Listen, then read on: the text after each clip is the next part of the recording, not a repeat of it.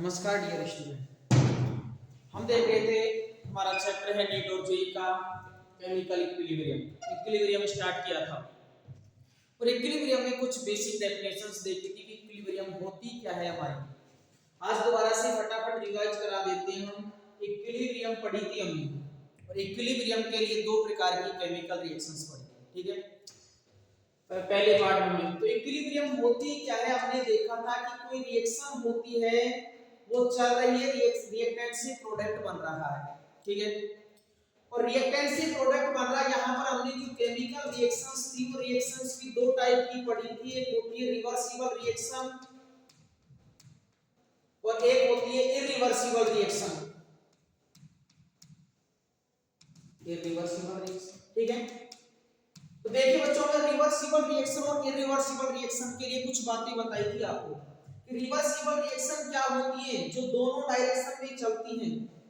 और दोनों डायरेक्शन का मतलब कभी भी कंप्लीट नहीं होती। कंप्लीट क्यों नहीं होती? क्योंकि जितना रिएक्टेंट प्रोडक्ट में बदलता है उस समय पश्चात वो प्रोडक्ट भी रिएक्टेंट में बदलने लग जाता है, ठीक है। और इसमें जो इरिवर्सिबल रिएक्शंस होती है उनमें इक्विलिब्रियम कंटेन हो जाता है। बट इरिवर्सिबल रिएक्शन जो केवल एक ही डायरेक्शन में चलती है, रिएक्टेंट से प्रोडक्ट बन गया तो कंप्लीट हो जाती है और कुछ समय बाद में क्लोज हो जाती है, बंद हो जाती है, ठीक है। तो डियर स्टूडेंट, हमने इसके लिए बताया था कि जैसे रिवर्सिबल रिएक्शन होती है, रेडॉक्स रिएक्शन होती है हमारी। रेडॉक्स रिएक्शन हो गई, प्रेसिपिटेशन रिएक्शन होती है जिनमें प्रेसिपिटेट बनता है, अवक्षेप बनता है हमारा, ठीक है। जैसे हमें क्या करा दी, ताप या अपघटन करा दी, ताप या अपघटन करा दी, कोई भी हमारे पास की सब्सटेंस है उसका ताप या अपघटन करा दी, किसमें? ओपन कंटेनर में। ओपन कंटेनर में क्या करा रहे हैं हम? ताप या अपघटन करा रहे हैं उसका, ठीक है। जिससे क्या होगा कि वो हम देखिए यहां से कि वो रिएक्टेंट है, प्रोडक्ट में बदल रहा है, लेकिन हमको क्या नहीं प्राप्त होगी? उसकी एक्चुअल क्वांटिटी, अर्थात प्रोडक्ट वापस रिएक्टेंट में नहीं बदलेगा। ये बातें देखी थी हमने। जो भी कन्वेंशन रिएक्शंस होती हैं हमारी, रेडॉक्स रिएक्शंस होती हैं, प्रेसिपिटेशन रिएक्शंस होती हैं, या फिर थर्मल कन्वेंशन होता है हमारा, वो किस में आता है? इरिवर्सिबल रिएक्शन, ठीक है। रिवर्सिबल रिएक्शन में हमने देखा था यहां से कि जैसे कोई भी हमारा साल्ट हाइड्रोलाइसिस होता है,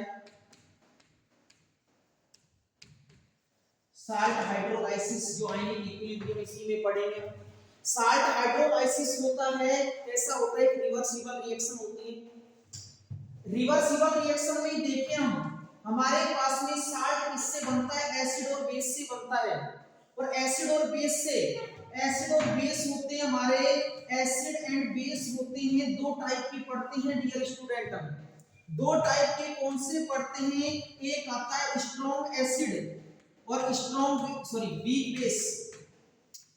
डियर स्टूडेंट, वीक बेस, इनका हम क्लासिफिकेशन नेक्स्ट चैप्टर में देखेंगे। उसी प्रकार से स्ट्रॉन्ग बेस आता है, वीक बेस आता है।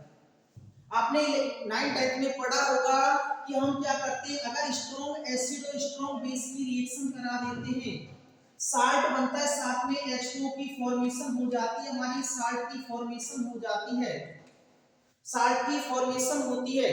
तो अगर हम स्ट्रॉन्ग एसिड और स्ट्रॉन्ग बेस की रिएक्शन करा रहे हैं, जिसे हम न्यूट्रलाइजेशन रिएक्शन कहते हैं, उदासीनीकरण अभिक्रिया कहते हैं, उदासीनीकरण अभिक्रिया कहते हैं डियर स्टूडेंट। तो उदासीनीकरण जो अभिक्रिया होती है हमारी, वो किसमें आती है? यहाँ से इरिवर्सिबल रिएक्शन में आती है। बट हमने क्या कर दिया, यहाँ पर उदासीनीकरण किससे हो रहा है? स्ट्रॉन्ग एसिड और स्ट्रॉन्ग बेस की रिएक्शन से हो रहा है, ठीक है। बट हमको जो पढ़नी है रिवर्सिबल रिएक्शन के बारे में पढ़ना है। और रिवर्सिबल रिएक्शन क्या होती है डियर स्टूडेंट? कि हम जो स्ट्रॉन्ग है, स्ट्रॉन्ग के साथ में वीक बेस ले लें, वीक यहाँ पर स्ट्रॉन्ग बेस न लेकर के वीक बेस ले लें, यहाँ पर हम वीक एसिड ले लें, इनका कोई भी सॉल्यूशन बन जाए। कोई भी सॉल्यूशन का मतलब है, अगर हम रिवर्सिबल रिएक्शन पढ़नी है हमको, तो रिवर्सिबल रिएक्शन होगी जिसमें वन क्या होगा, एक क्या होगा? स्ट्रॉन्ग होगा डियर स्टूडेंट, एक स्ट्रॉन्ग होगा और दूसरा क्या हो सकता है? वीक हो सकता है। जैसे स्ट्रॉन्ग एसिड ले रहे हैं तो वीक बेस होगा, अगर हम वीक एसिड ले रहे हैं तो स्ट्रॉन्ग बेस होगा, स्ट्रॉन्ग बेस होगा। वीक एसिड ले रहे हैं स्ट्रॉन्ग क्या होगा, यहां से सॉरी वीक क्या होगा, वीक बेस होगा। हो गया।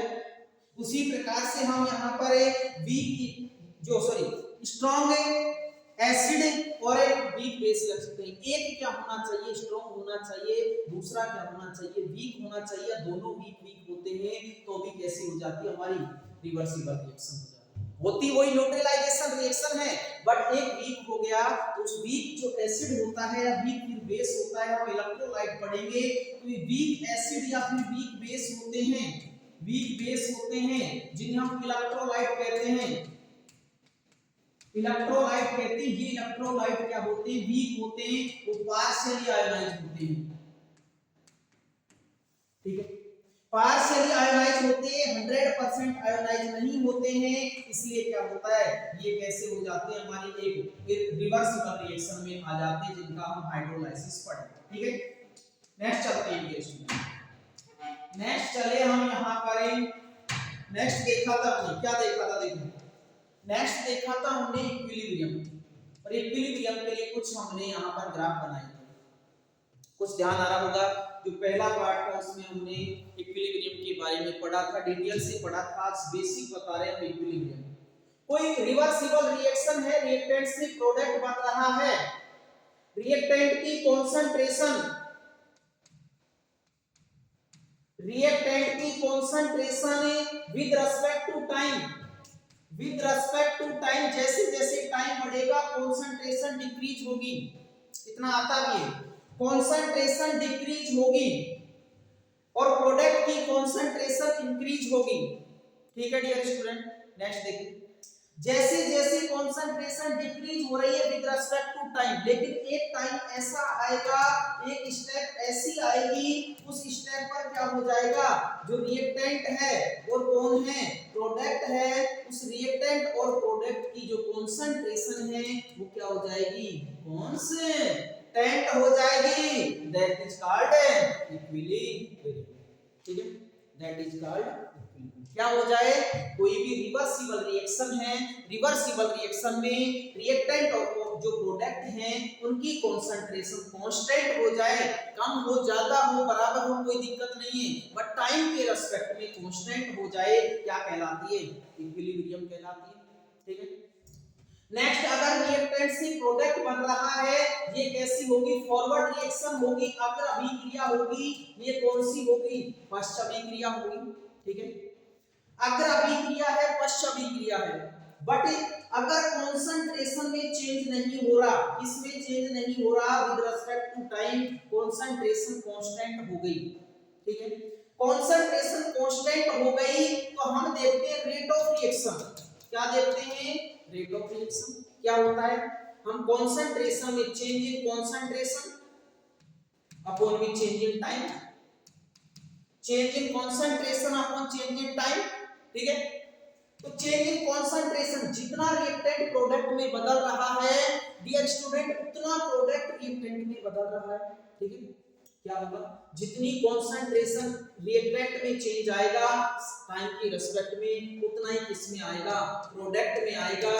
इसलिए क्या हो जाएगा हमारा, यहां से 10 ठीक है, इसके लिए हम केमिकल काइनेटिक्स में माइनस पढ़ते हैं, लेकिन हमको यहाँ पर क्वांटिटी देख रहे हैं हम, तो इसकी क्वांटिटी क्या हो जाएगी, इक्वल हो जाएगी। अर्थात क्या कह सकते हैं, rate of forward reaction rate of backward reaction के इक्वल होगा, क्या आ जाएगा, इक्विलिब्रियम आ जाएगा। ठीक है, हो गया। हमने बताया, आपको क्या बताया, हमने ये बताया कि कोई रिवर्सिबल रिएक्शन रिएक्टेंट से प्रोडक्ट बना रही है, रिएक्टेंट से प्रोडक्ट बना रही है, टाइम के रिस्पेक्ट में, टाइम के रिस्पेक्ट में रिएक्टेंट की कॉन्सेंट्रेशन और प्रोडक्ट की कॉन्सेंट्रेशन में कोई भी चेंजेस नहीं होते, कोई भी चेंजेस नहीं होते, नो चेंज।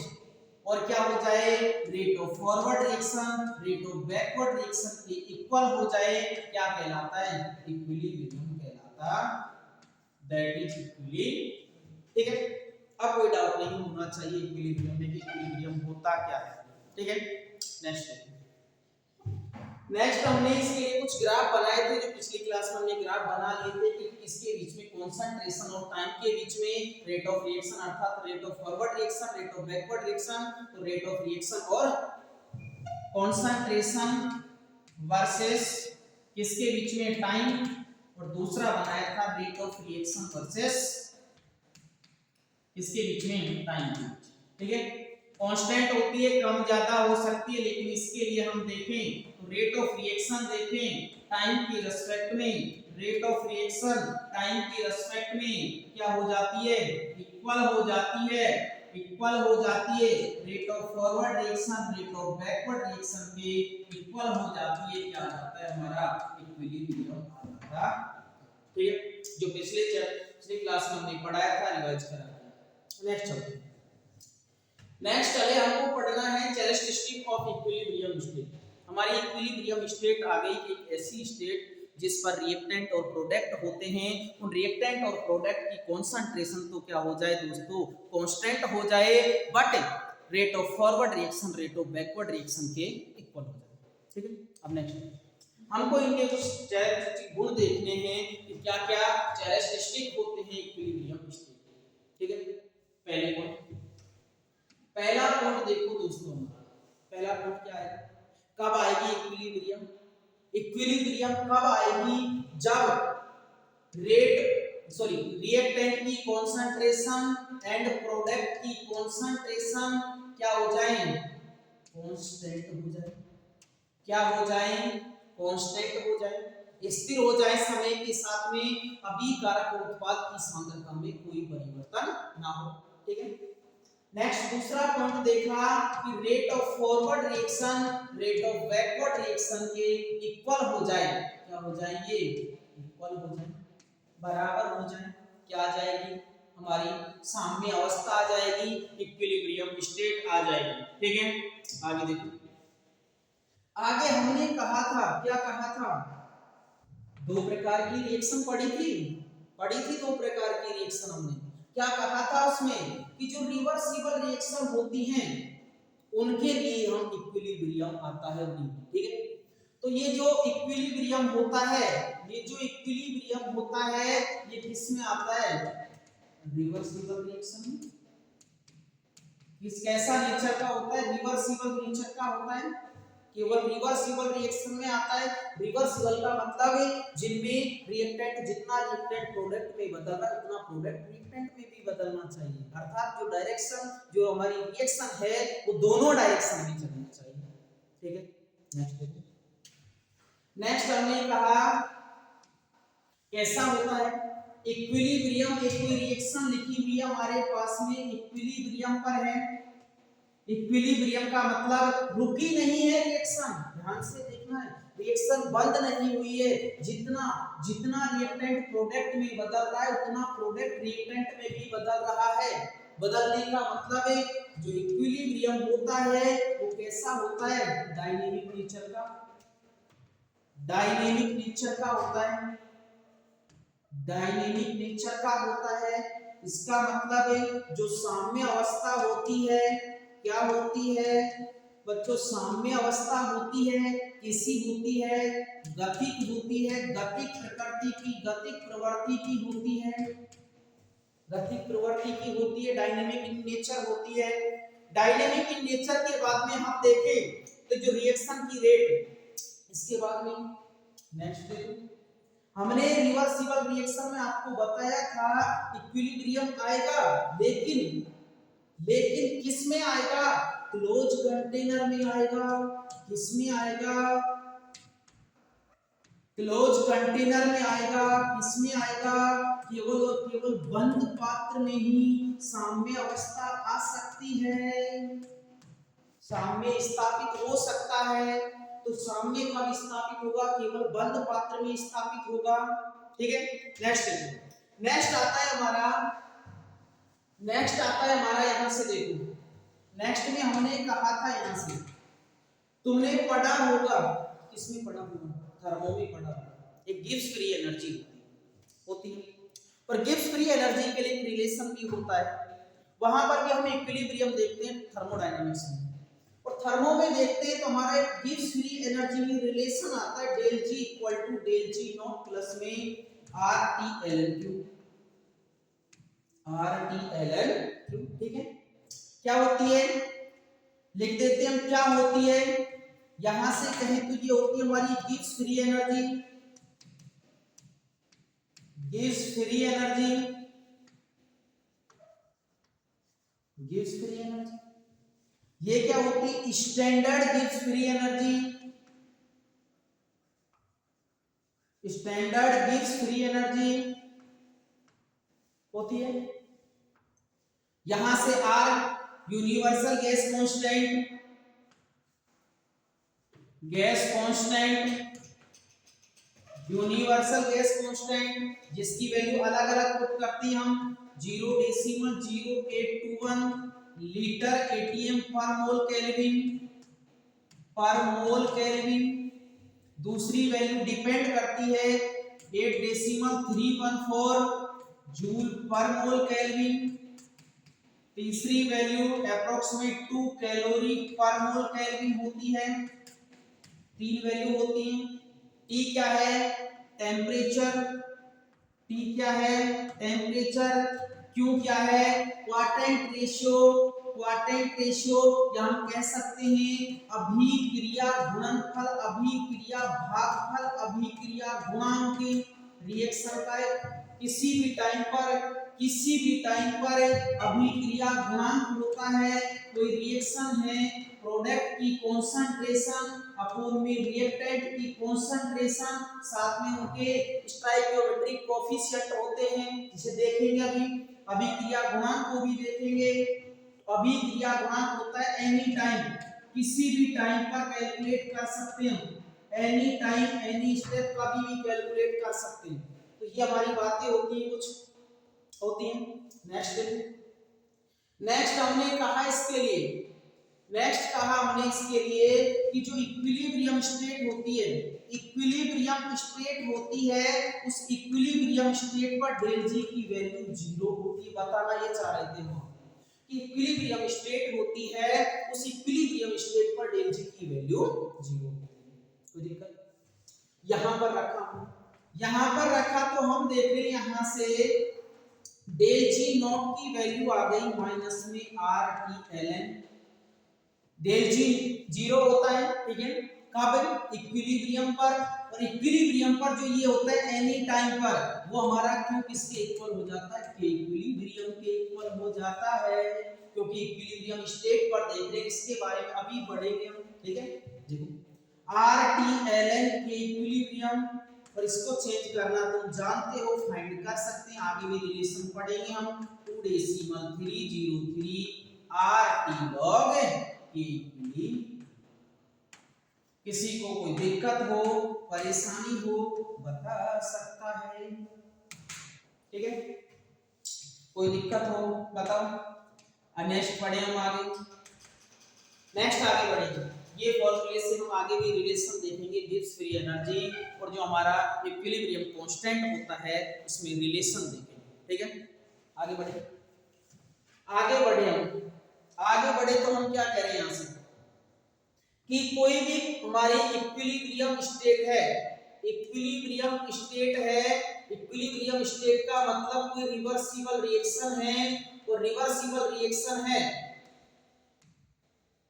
रिवर्सिबल रिएक्शन है, तो रिवर्सिबल रिएक्शन में इक्विलिब्रियम आएगा, तो इक्विलिब्रियम पर rate of forward reaction rate of backward reaction के इक्वल होगा, और इक्वल होगा तो हम क्या कहेंगे कि इसे कांस्टेंट द्वारा रिप्रेजेंट करते हैं, जिसे इक्विलिब्रियम कांस्टेंट कहा जाता है।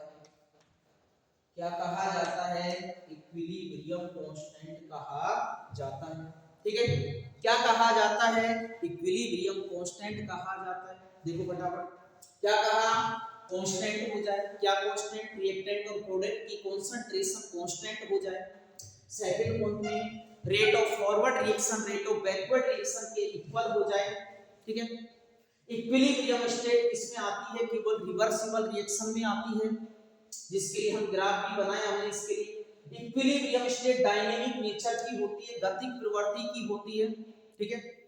क्लोज कंटेनर में ही साम्य अवस्था आती है, कोई ओपन कंटेनर बंद खुला पात्र ले लिया, कोई भी साम्य अवस्था स्थापित नहीं होगी, ठीक है। एक रिलेशन होता है, उससे हमको देखना है कि इक्विलिब्रियम स्टेट पर, इक्विलिब्रियम पर delta G Gibbs free energy होती है, गिब्स एनर्जी होती है, उसकी वैल्यू 0 होती है, और क्वार्टेट रेशियो की वैल्यू हम क्या रखते हैं कि इक्विलिब्रियम कांस्टेंट रखते हैं, ठीक है। इससे रिलेशन आ गया और इसे एक रिप्रेजेंट किया जाता है कांस्टेंट द्वारा, जिसे इक्विलिब्रियम कांस्टेंट कहते हैं, ठीक है। स्क्रीनशॉट ले सकते हो। नेक्स्ट बढ़े हम। तो हमको देखना है यहां से, हमने कल भी बताया था आपको इक्विलिब्रियम पढ़ रहे थे,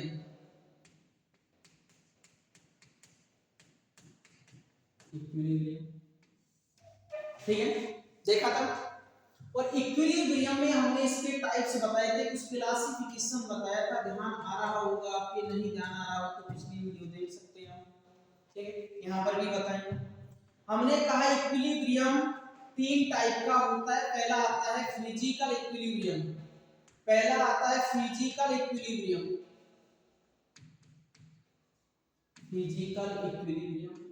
ठीक है।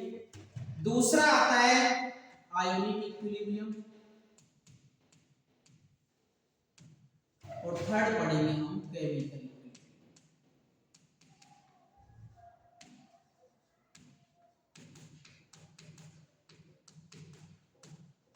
ठीक है। भौतिक साम्य अवस्था,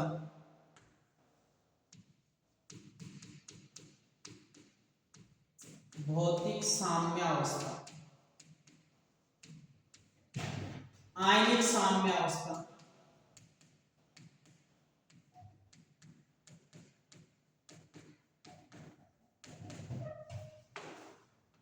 थर्ड आता है हमारा रासायनिक साम्य अवस्था,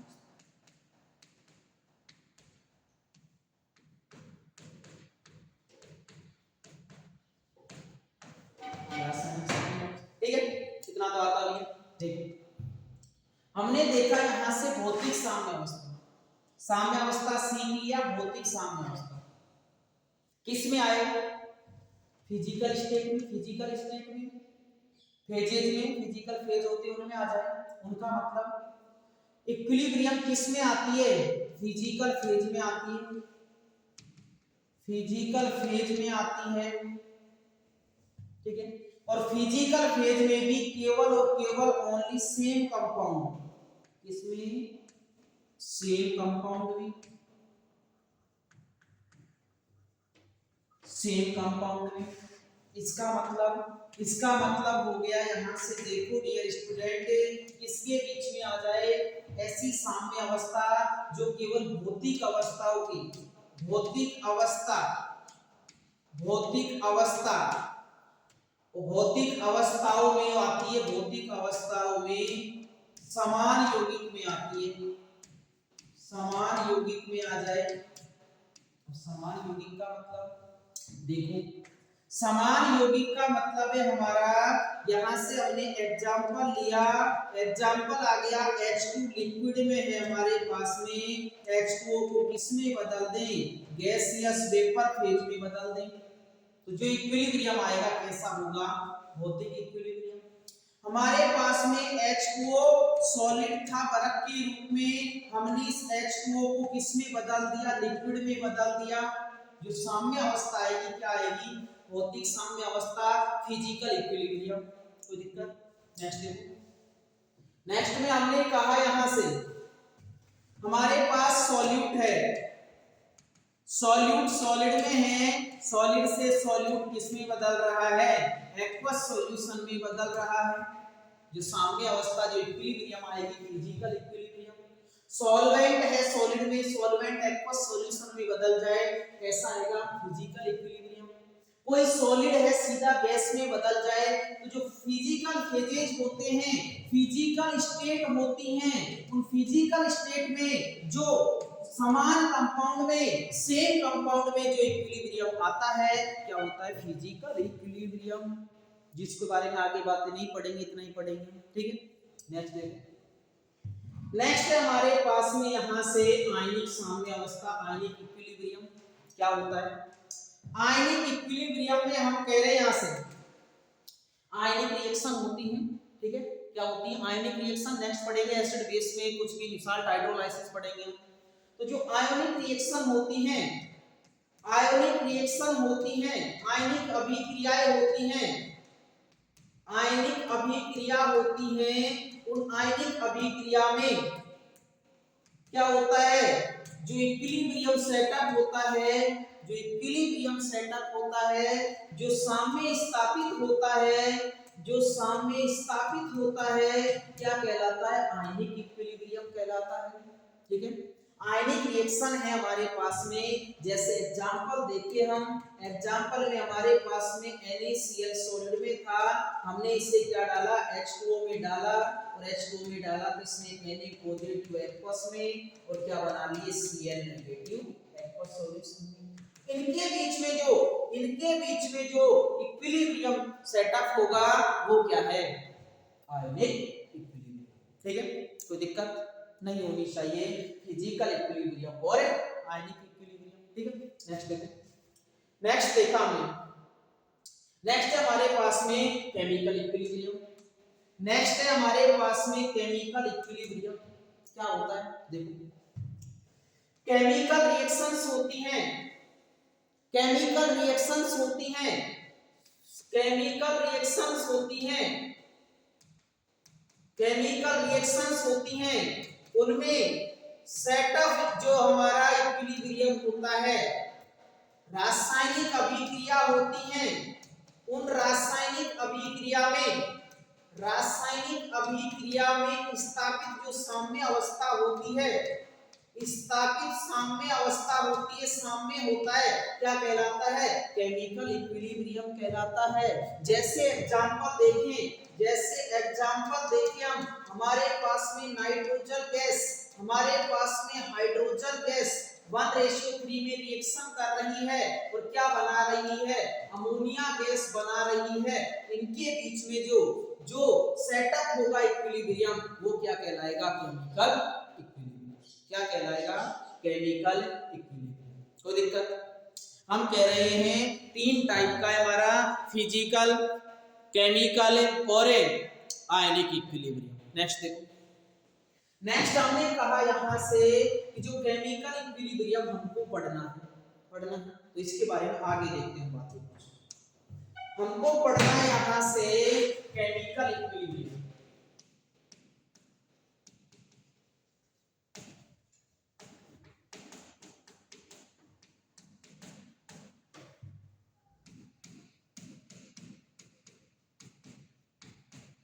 रासायनिक साम्य अवस्था,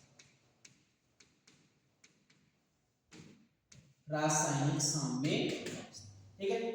देखो रासायनिक साम्य अवस्था पढ़नी है, देखिए इसके बारे में कुछ बात हमने कहा, क्या कहा कि केमिकल रिएक्शंस में क्या हो जाए, हमारी जो इक्विलिब्रियम है वो सेटअप हो जाए, क्या होगा, फिजिकल, जो फिजिकल रिएक्शंस होती हैं उनमें क्या हो जाए, इक्विलिब्रियम सेटअप हो जाए, क्या होगा, केमिकल इक्विलिब्रियम होगा। तो हम लिख सकते हैं इसके बारे में कुछ बातें कि the equilibrium setup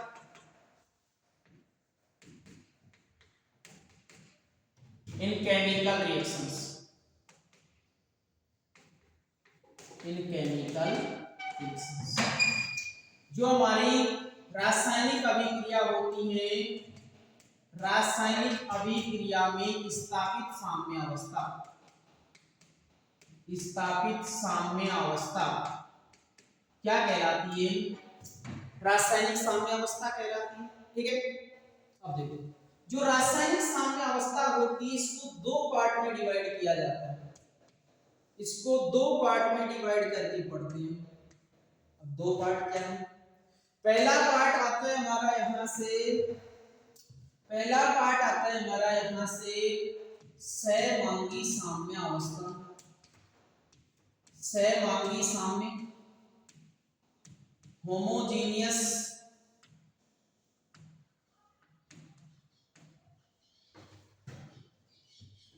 homogeneous equilibrium, दूसरा आता है हेट्रोजीनियस, हेट्रोजीनियस इक्विलिब्रियम, विसमांगी स्थान। ठीक है, नाम से भी देखा होगा हमने पहले चैप्टर में इसके बारे में पढ़ते हैं कि सहमांगी क्या होते हैं और विसमांगी क्या होते हैं। तो क्या कह रहे हैं, सहमांगी साम्य अवस्था, सहमांगी साम्य अवस्था क्या होगी, सहमांगी साम्य अवस्था होगी कि इक्विलिब्रियम जो सेटअप हो रहा है वो किसमें होना चाहिए, reactant and product same physical phase में होने चाहिए, सेम फिजिकल फेज में होने चाहिए, मतलब समान भौतिक अवस्था होनी चाहिए, उनकी समान भौतिक अवस्था होनी चाहिए, किसकी, रिएक्टेंट और प्रोडक्ट की। समझा देते हैं एग्जांपल से, समान भौतिक अवस्था होनी चाहिए, इसका मतलब देखो यहां से हमने एग्जांपल अभी लिया था कि N2 गैस है, हमारे पास में H2 गैस है और इनसे क्या बन रही है, अमोनिया गैस बन रही है, क्या बन रही है, अमोनिया गैस बन रही है। किसका एग्जांपल होगा, सहमांगी साम्य का एग्जांपल होगा। ठीक है, नेक्स्ट हमारे पास में C2H5OH एथेनॉल लिक्विड स्टेट में दिया हुआ है, साथ में CH3COOH acetic acid liquid phase में दिया हुआ है और रिएक्शन करके CH3COO2H5 एथिल एसीटेट प्लस में H2O बन रहा है। क्या है, सभी रिएक्टेंट और प्रोडक्ट सेम फिजिकल स्टेट में है, सेम फिजिकल स्टेट में कैसा होगा, होमोजेनियस इक्विलिब्रियम। हमने कहा यहां से हेट्रोजीनियस इक्विलिब्रियम, हेट्रोजीनियस इक्विलिब्रियम में जो रिएक्टेंट एंड प्रोडक्ट होंगे डिफरेंट फेज में होंगे, डिफरेंट स्टेट कह दें, डिफरेंट फेज में कह दें। जैसे एग्जांपल आ गया हमारे पास में कैल्शियम कार्बोनेट सॉलिड होता है और टूट करके क्या बनाता है, कैल्शियम ऑक्साइड प्लस में कार्बन डाइऑक्साइड गैस बनाता है। क्या है, फेज सॉलिड, सॉलिड गैस क्या हो गई, डिफरेंट फेज में हो गया, डिफरेंट फेज में हो गया। कैसी आएगी, हेट्रोजीनियस इक्विलिब्रियम आएगा। कैसा आएगा, हेट्रोजीनियस। नेक्स्ट देखिए NH4HS हमारे पास में सॉलिड स्टेट में हमने रिएक्शन कराई तो हमारे पास अमोनिया गैस बनी, साथ में हाइड्रोजन सल्फाइड गैस बनी। कैसा है, सॉलिड, क्या बना रहा है, गैस, और गैस बना रहा है। तो दो टाइप का हो गया हमारे पास में, होमोजेनियस इक्विलिब्रियम और हेट्रोजीनियस। कोई दिक्कत, क्या बताया, केमिकल इक्विलिब्रियम होता है, दो टाइप का होता है, होमोजेनियस इक्विलिब्रियम और हेट्रोजीनियस। कोई दिक्कत, दिक्कत नहीं होनी चाहिए। होमोजेनियस सेम फेज में, हेट्रोजीनियस डिफरेंट फेज में। ठीक है, अब छोटी सी बात करते हैं, अब आपको एक छोटी सी बात बताते हैं जिसके बारे में नेक्स्ट क्लास में पढ़ेंगे, वैसे हम छोटी सी बात बता देते हैं। हमारे पास में एक वर्ड आता है एक्टिव मास, हमारे पास में वर्ड आता है एक्टिव मास। एक्टिव मास क्या होता है, ऐसा मास जो रिएक्शन में एक्टिव है। एक्टिव का मतलब रिएक्शन कर रहा है, रिएक्शन करने का मतलब है जो हमारे पास कॉन्सेंट्रेशन है, कॉन्सेंट्रेशन है, वो कॉन्सेंट्रेशन किसमें होनी चाहिए, मोल पर लीटर में होनी चाहिए।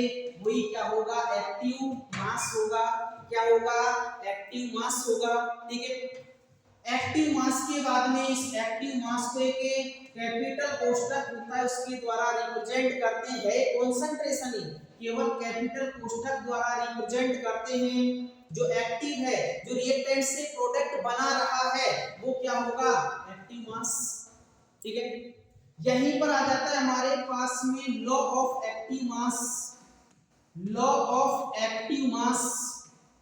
लॉ ऑफ एक्टिव मास क्या होता है, लॉ ऑफ एक्टिव मास क्या होता है, देखिए law of active mass, law of active active mass देखना है हमको। गोल्डबर्ग और बागे ने दिया था, गोल्डबर्ग और बागे ने दिया था, क्या कहता है, according to this law, according to this law क्या होना चाहिए, क्या कहता है कि रेट ऑफ रिएक्शन होती है, रेट ऑफ रिएक्शन होती है, कोई भी केमिकल रिएक्शन चल रही है, इक्विलिब्रियम हमारी रिवर्सिबल रिएक्शन है, रेट ऑफ रिएक्शन होती है वो रिएक्टेंट के एक्टिव मास के, किसके, रिएक्टेंट के एक्टिव मास के विद क्या होने चाहिए, उनके यहाँ पर स्टोइकियोमेट्रिक कोएफिशिएंट होने चाहिए। तो हम यहाँ पर n1 n2 कुछ भी दिया हुआ है वो स्टोइकियोमेट्रिक कोएफिशिएंट लगा देंगे। तो रेट ऑफ रिएक्शन होती है डायरेक्टली प्रोपोर्शनल टू होती है इसके रिएक्टेंट के एक्टिव मास के डायरेक्टली प्रोपोर्शनल टू होती है। ठीक, तो दिक्कत नहीं होनी चाहिए। देखो समझाते हैं आगे इसको, हम इसको आगे बढ़े तो हमने देखा यहाँ से हमारा लॉ कह रहा है कि रेट ऑफ रिएक्शन, अगर फॉरवर्ड रिएक्शन है तो फॉरवर्ड के लिए, बैकवर्ड चल रही है बैकवर्ड के लिए। हमने केमिकल इक्वेशन लिखी, हमने केमिकल इक्वेशन लिखी N1A प्लस में N2B, इससे बन रहा है हमारे पास में N3C प्लस में N4D, गैसियस इक्वेशन है।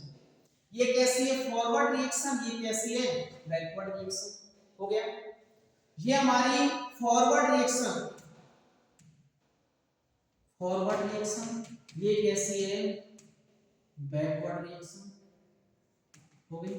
देखो लॉ क्या कह रहा है हमसे, मास, एक्टिव मास लॉ कह रहा है rate of forward reaction directly proportional to, जो भी रिएक्टेंट होते हैं उनके मल्टीपल के, अगर एक से अधिक रिएक्टेंट दे रहा है तो उनके मल्टीपल के हो जाएगा, जो रिएक्टेंट हैं उन रिएक्टेंट के मल्टीपल के डायरेक्टली प्रोपोर्शनल टू हो जाएगा। एक दे रहा है तो डायरेक्ट कर देंगे, बट एक से ज्यादा दे रहा है उनके मल्टीपल के डायरेक्टली प्रोपोर्शनल टू आ जाएगा। कौन है, ए है, ए की पावर n1 इनटू में b की पावर n2। हमने बोला था आपसे कि कोई भी केमिकल रिएक्शंस देता है उनके स्टोइकियोमेट्रिक कोएफिशिएंट होते हैं, उनको पावर के रूप में लगा देते हैं। तो क्या हो गया हमारा mass, active mass, law of active mass क्या कह रहा है, हमसे कह रहा है किसी रासायनिक अभिक्रिया का, किसी रासायनिक अभिक्रिया का वेग, दर, वेग या दर अभिकारकों के सक्रिय द्रव्यमानों, अभिकारकों के सक्रिय द्रव्यमानों के गुणनफल के और रस समीकरण मिति कहा जाएंगे पावर, गुणनफल के समानुपाती होता है, समानुपाती होता है। ठीक है, पावर में रस समीकरण मिति गुणन।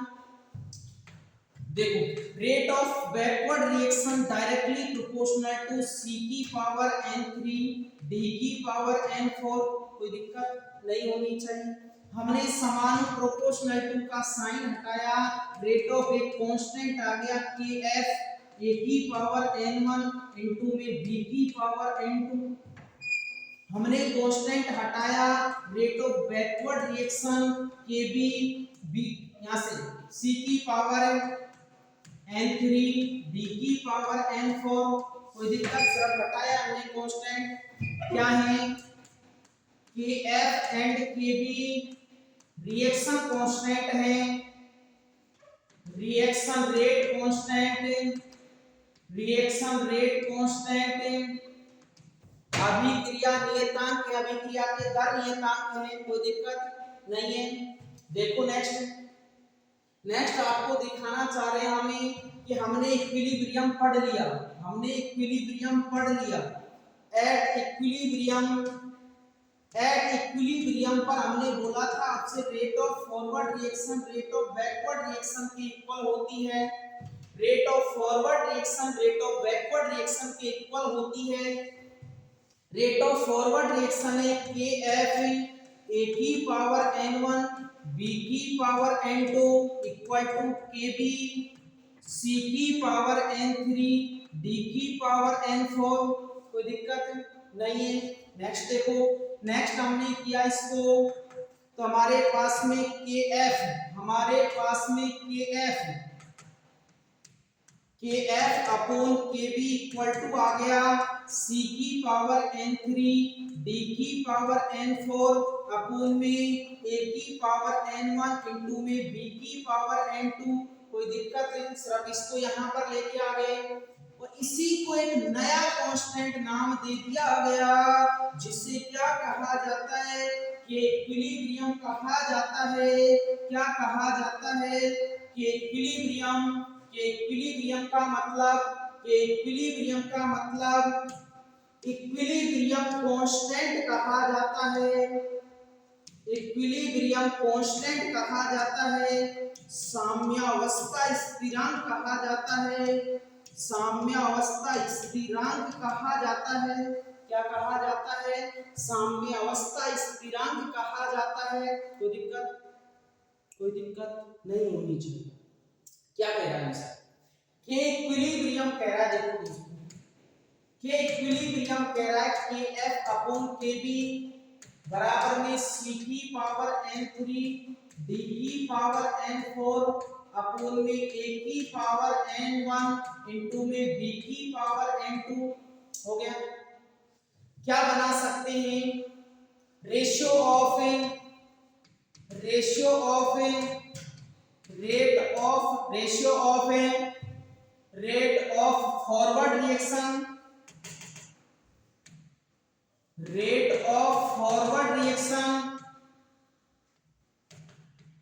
Reaction to rate of backward reaction का रेशियो, ठीक है। या फिर क्या बना सकते हैं, ratio of product active mass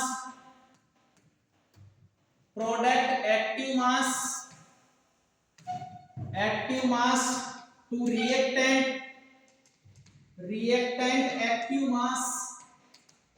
active mass का रेशियो होता है। क्या कहलाता है, इक्विलिब्रियम कांस्टेंट कहलाता है। क्या कहलाता है, इक्विलिब्रियम कांस्टेंट कहलाता है, ठीक है। देखें, इसको हमने लिखा कि जो के इक्विलिब्रियम होता है, तीन टाइप से लिखा जाता है, केसी, केपी और केएक्स, ठीक है। केपी, केसी और केएक्स। केपी किसके रूप में लिख रहे हैं हम, कॉन्सेंट्रेशन के रूप में लिख रहे हैं, कॉन्सेंट्रेशन के रूप में, किसके रूप में, प्रेशर के रूप में, किसके रूप में, मोल फ्रैक्शन के रूप में, किसके रूप में, मोल फ्रैक्शन के रूप में लिख सकते हैं। देखो, केसी कॉन्सेंट्रेशन c की पावर n3 d की पावर n4 अपॉन में a की पावर n1 इंटू में b की power n2। KP partial pressure लिया जाता है, c की पावर c, p d की पावर d अपॉन में p a की पावर a इंटू में p b की पावर b। क्या है, पार्शियल प्रेशर x c की पावर c, x d की पावर d, x a की power a into x b की पावर, ठीक है दोस्तों। डिटेल से नेक्स्ट क्लास में देखेंगे केपी केसी क्या होते हैं, और केपी और केसी में एक रिलेशन आता है हमारा केसी इंटू आर टी की पावर डेल्टा। क्या होते हैं, रिलेशन कैसे आता है, नेक्स्ट क्लास में देखेंगे। धन्यवाद।